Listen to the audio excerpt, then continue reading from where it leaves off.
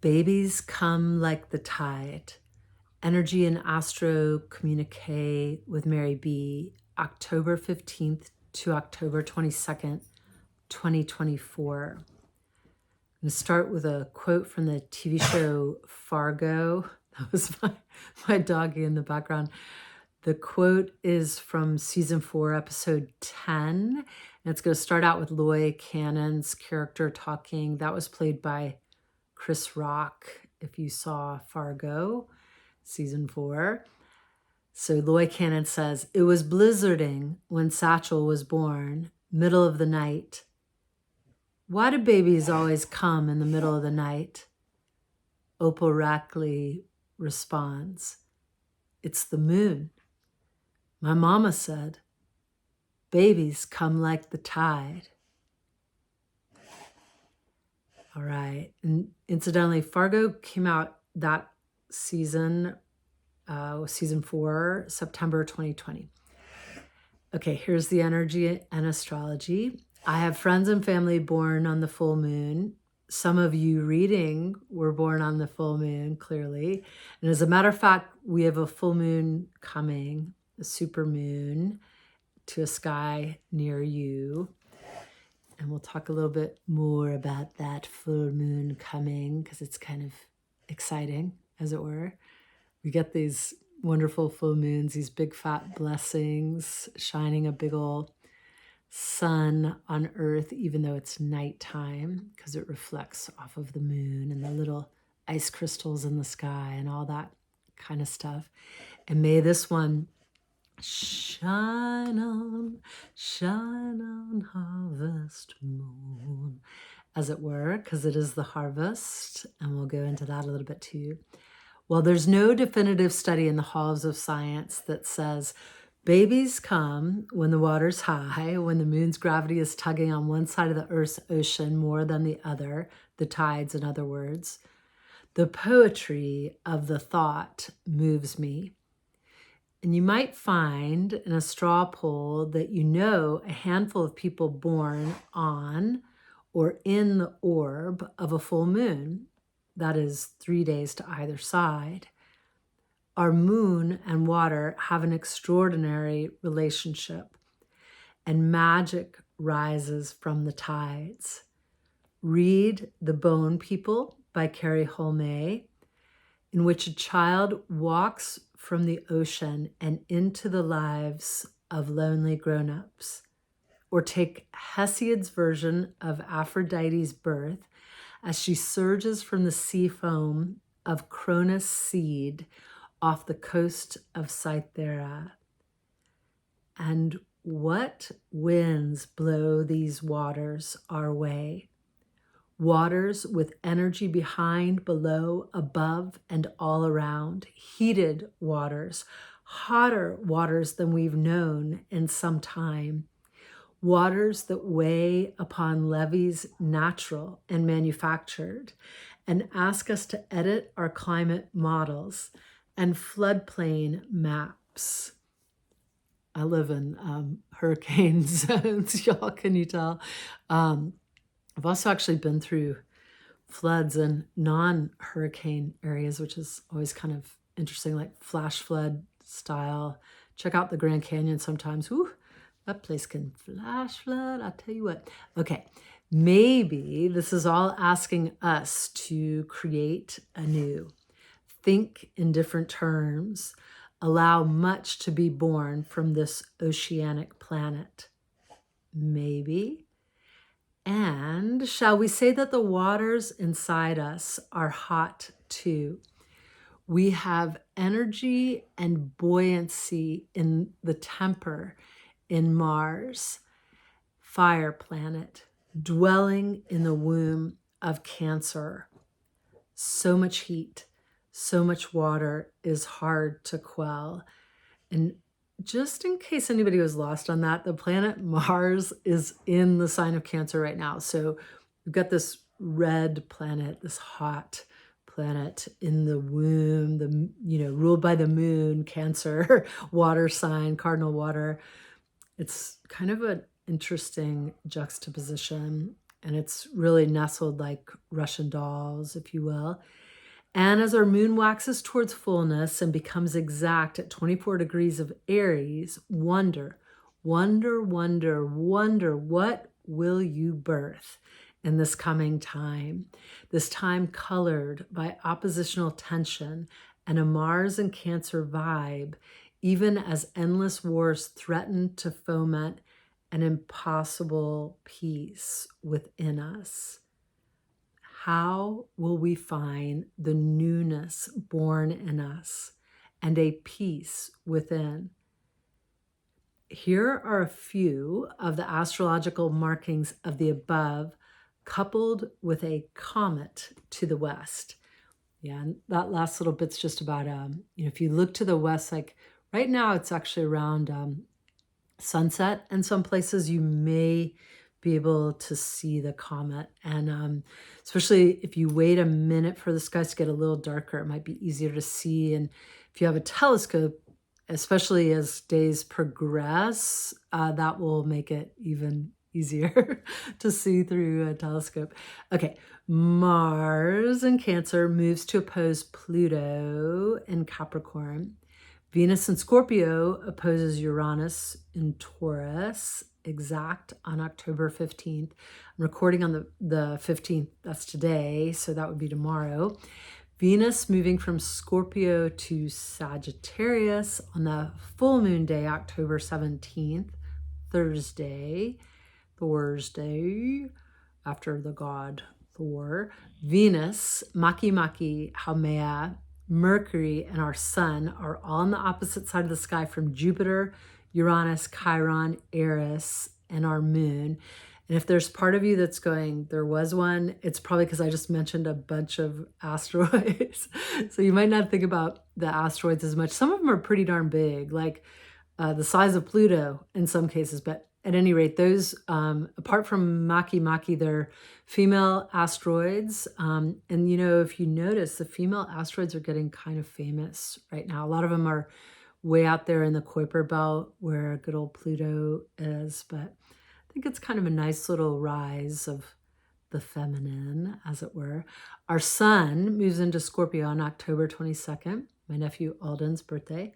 Europa Clipper took off for a journey to Jupiter's moon. Now, Europa Clipper is something that was made by NASA. It's like a spaceship rover kind of something. So it's going to go to one of Jupiter's moons, one named Europa. It left on the 14th of October. That would have been yesterday, my friend Tommy T's birthday. And its ETA is 2030. Yeah, that's like the year 2030. So 5 years and change from now. That's one way, long journey, huh? But pretty neat because on Europa, apparently the landscape there is really interesting. There's like these chaotic, they call them, I think, chaotic landscapes, which I just am completely mystified by. I want to look at some images, but underneath, they believe there's this like beautiful, amazing ocean. So at any rate, kind of neat. Okay, our week this week begins with our moon waxing towards a full moon in Aries, cardinal fire, which occurs on October 17th, Thursday at 7:26 a.m. Eastern Daylight Time. That's GMT minus 5 hours. Greenwich Mean Time minus 5 hours. Same day, Venus changes signs. Leading up to this and throughout this Tuesday to Tuesday span, our moon flies through the signs Pisces, Aries, Taurus, Gemini, and Cancer. She starts in the cardinal fire of Aries and waxes into her third quarter and into an immediate transformation, an immediate wane, completing this week in the cardinal water of Cancer. Incidentally, I should really say that she started in Pisces, the water sign, because technically this Tuesday that I'm recording, she was in Pisces, but literally as I'm recording, like right this minute, she's changing signs into Aries. So Let the record be straight. Okay, so moving forward, all of the lunar transits this week, also known as void of course times, are really short. They're like kind of nominal this week. So the very last one's like an hour and 50 minutes, but most of them are half an hour or something like that. Okay, the environs of transformation. Over the river and through the woods we fly. When possible, find your inner peaceful waters within the heated pools on planet Earth. Now, since you are on YouTube, you're going to get a little extra in that the coda inner meaning of today's podcast is more about finding peace within all this fire. So finding the eye of the hurricane deep inside. So I think I was sort of clear with that, but I'm just giving you a little extra because it's extra. Okay, moon focus. I tend to focus on our moon as she pulls on our emotions, like she pulls on Earth's tides. When our moon's in between signs, also known as void of course, we might feel less grounded. Accident potential may be more substantial. During these times, it can be nice to just chill, take it easy, recover, and prepare. Also, full moon and new moon energy have an orb of influence of 3 days to either side. Okay, so here are the astro data. So let's go ahead and look at that a little bit. Please give yourself a nice breath, and I will do the same. So all these times are going to be Eastern Daylight Time, Greenwich Mean Time, UTC, also -5.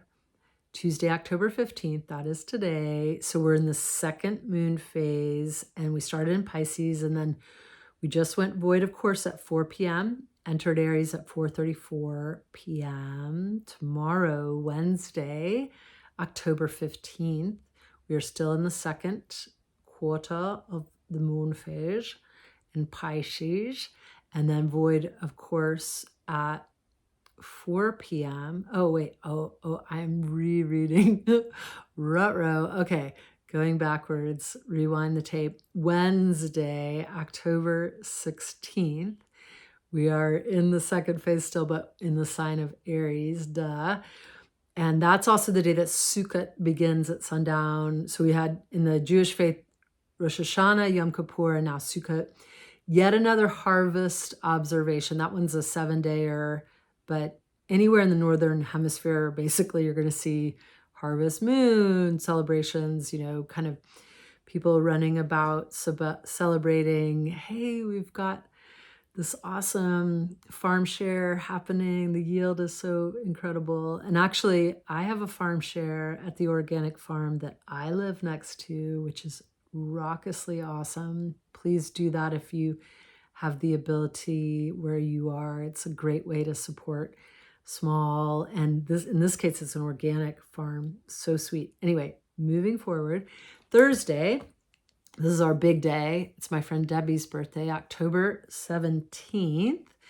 Full moon, it's also a prime number, October 17th, and at a very cool time because it's exact at 7:26 a.m. And I'm going to dedicate that number to Mr. Carey Hayes because his favorite song is called 726 by Goose. It's also my friend Jess's favorite song too. It's sort of becoming my favorite song. It's actually grown on me, but I keep digressing. Oh my God. Okay. So sign is Aries and void, of course, at 3:26 p.m. And then the moon enters Taurus at 4 p.m. Venus, the planet, enters Sagittarius, most philosophical of all the signs, at 3:28 p.m. on October 27th. So yeah, Venus changing signs. She's been in Scorpio. So for me, that is an opposition on my natal chart. And I have to say, it's been a little bit intense. I'm a really emotional person. I have not felt as emotional as I usually feel. So maybe that's less intense. I don't know. But anyway, I'm looking forward to her going into Sag because maybe I'll feel a little more like me again. Friday, October 18th. So we've just crossed the threshold moon-wise, second quarter into third quarter at that 7:26 a.m. point on the 17th. So now October 18th, we're in the third quarter phase, and suddenly we are waning in our moon. We are in the sign of Taurus. So money house, money sign, abundance, the bull market. So put on your Sunday dress and dress clothes and go ahead and do your bills, pay your people, because that's abundant time. People are going to tip you well. So Taurus, I dig it. My son is in Taurus, and I love that sign. But anyway, it's a money sign. So hopefully we'll get some fun things happening in our money zones for everybody across the world. Okay, and Saturday, October 19th, our moon will go Taurus, then void, of course, at 3:33 p.m. And then our Cancer, hold the phone. What I meant to say was Gemini. I just realized, I've got to do an edit. Enters Gemini at 4:07 p.m. Sunday, October 20th, we're in the third still quarter, and our sign is Gemini. And then Monday, October 21st, this is like Saturday Night Live. I do it live, so I've got to regroup after I make an error and not break character. Moon phase third, sign Gemini, then void, of course, at 5 p.m. Then enters Cancer at 6:50 p.m. Tuesday, October 22nd, my nephew Alden's birthday, big birthday week for me and my friends and family. Moon phase third still, sign Cancer. Sun enters Scorpio at 6:15 p.m. So again, we have another sort of big occurrence there with the sun entering Scorpio at 6:15. And that's just, it's going to be there for a month. And everybody who was born from October 22nd, rolling up to Joe Biden's birthday, our president, which is like the 20th of November, 21st or so, and there it shifts over towards good old Sagittarius, most philosophical of all the signs. Okay, all for now, friends. I appreciate you stopping by. My doggies are getting a little bit restless here. Until tomorrow, and in carrying the light. So I do have some references. I'll put them in the show notes here. And one is that I collect my data from Llewellyn's Aspectarian and Ephemeris, which is a really cool way to do astrology. It's just like this little paper book. I'll show it to you actually. And it has like this table, basically. It's like I keep saying like, it's a micro spreadsheet with itty bitty little numbers, and they get associated with the symbols of the signs. And over time, you learn to interpret them and see where the signs are, and also the symbols for aspects, which are squares and trines. And yeah, someday I'll do more of a little discussion on all that jazz. I don't want to get a little too heady here, because astrology is also energetic, and sometimes if we get too heady, it just gets too heady. So, but over time we'll all swim in it, and it'll integrate more and more. And then I also do have a link for that stuff I said about Aphrodite being born of the sea foam. And again, that's Hesiod's version. If you read Homer's, it's a little different. He edits out kind of the wild parts of the story, which again, I won't go into here. Okay, thanks so much for being here. If it's your jam, please like and subscribe, because I am trying to grow my audience, trying to grow in general, in fact. Okay, take good care. Bye.